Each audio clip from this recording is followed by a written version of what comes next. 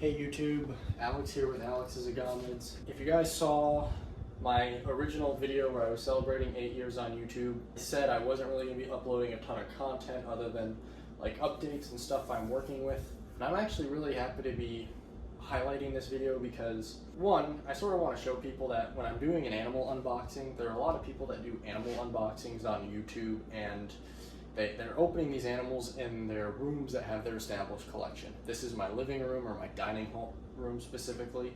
So like these animals that I'm about to unbox are nowhere near any of my established animals that I have.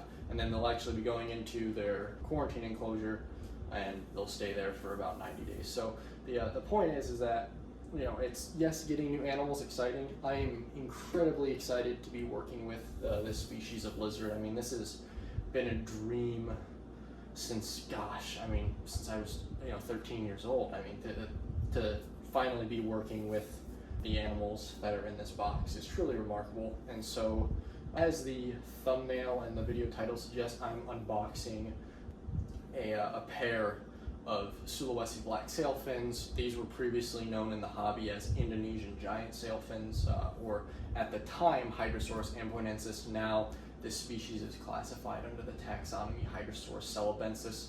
And so I want to give a huge shout out to my my good friend, and somebody that I've really look up to. I've gotten to know him over the past couple of years, and that's Brian Waterloo.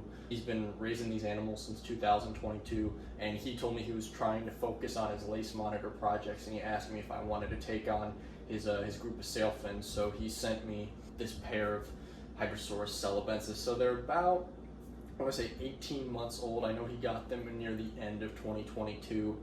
These are long-term captive wild caught animals, so they aren't exhibiting their best looks.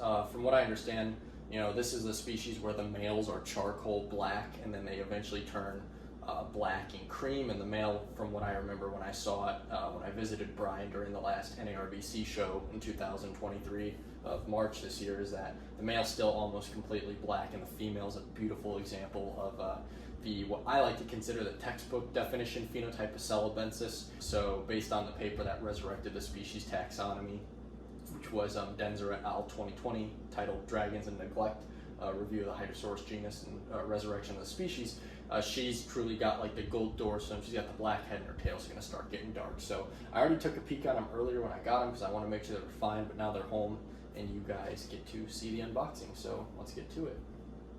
Alrighty, so this bag I believe is the male. It is. Hey bud. This is where I'm going to be breaking my rule of unboxing. Oh, look at that. That is, I don't know if the camera is picking up how black this lizard is. Oh my goodness, he is so cool. Look at how dark he is. Oh, he's starting to get some of the gold flecks coming in. Oh, this is going to be such a nice looking celebensis. I'm trying to make sure the camera's getting him in. I don't want to stress him out too much because these are very flighty lizards, but wow, look how dark he is. Look at that black chest. Oh, that is a cool lizard. And look at how he's got like no nose rub. That makes me happy. But he's got missing a couple dorsal spines. That's typical, and it looks like his fin's starting to grow in. So he's super cold from shipping. I should clarify that. I moved to Minnesota, so it's about 55 degrees out, and I asked Brian to only ship with a cryo pack to make sure that he looks like he's got a little bit of a wrist injury there. But other than that, really healthy, spunky. I'm put him in the new enclosure, and I'll grab the female. Alrighty, so here is the female, then the second bag, and oh god, she's bigger than her. Oh, she's a lot feistier. I feel like I'm breaking my rule here, not wearing gloves. Oh, look at her, she's in shed, so she's super gray. Oh man, look at that lizard. That is a nice, she might be ready to lay eggs next year. Wow. That is, the camera's not picking up how yellow she is right here. That is a beautiful, yeah, you can sort of see from the side angle. Look at her. Sulawesi black sailfin lizard, Hydrosaurus celebensis, as described by Peters, 1872. God, she's nice. She's bigger than him though, so that might be a good thing because I'm gonna try and raise these up as a pair. I was talking to Mike Loret, who's one of the few people that has bred these, as well as Scott Corning and Casey Schultz, and shout out to Duran Gibson. They've been giving me some pointers as far as raising Hydrosaurus. As many of you know, I do have a couple of Philippine girls. I don't have a male Philippine yet, but let's see if she'll sit on the arm like that.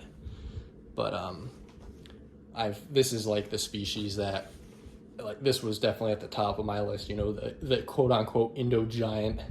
Now I call them Sulawesi blacks because they're technically not the largest of the genus. That title goes to Hydrosaurus microlophus, but nonetheless a really impressive lizard. So I figured I'd film unboxing because I try not to film or take a ton of videos of the Hydrosaurus once they're acclimated, but I figured since they're going to be cold and a little bit more handleable, this would be a best way to get them on film, and hopefully in 3 to 5 years they'll be breeding. So really sad she's in shed right now, which is a good sign because it means she's growing, but she's really, man, the camera's not picking up the gold on her back, and that head's gonna be jet black after she sheds except for her chin. So get them set up, and yeah, stay tuned. Maybe, like I said, in a few years I'll have a video of me hatching some celebensis eggs.